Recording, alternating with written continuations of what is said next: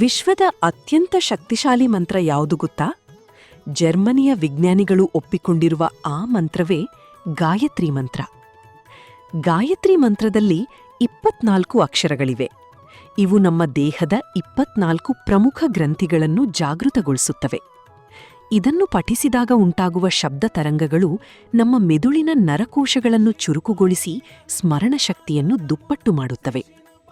ಸೂರ್ಯನನ್ನು ಉದ್ದೇಶಿಸಿ ಹೇಳುವ ಈ ಮಂತ್ರ ನಮ್ಮ ಬುದ್ಧಿಶಕ್ತಿಯನ್ನು ಪ್ರಚೋದಿಸುತ್ತದೆ. ಧಿಯೋ ಯೋನಃ ಪ್ರಚೋದಯಾತ್ ಎಂದರೆ ನಮ್ಮ ಬುದ್ಧಿಯನ್ನು ಸನ್ಮಾರ್ಗದಲ್ಲಿ ಪ್ರೇರೇಪಿಸು ಎಂದರ್ಥ. ದಿನಕ್ಕೆ 108 ಬಾರಿ ಈ ಮಂತ್ರ ಜಪಿಸಿದರೆ ಮುಖದಲ್ಲಿ ದೈವಿಕ ತೇಜಸ್ಸು ಮತ್ತು ಮನಸ್ಸಿನಲ್ಲಿ ಅದ್ಭುತ ಶಾಂತಿ ನೆಲೆಸುತ್ತದೆ.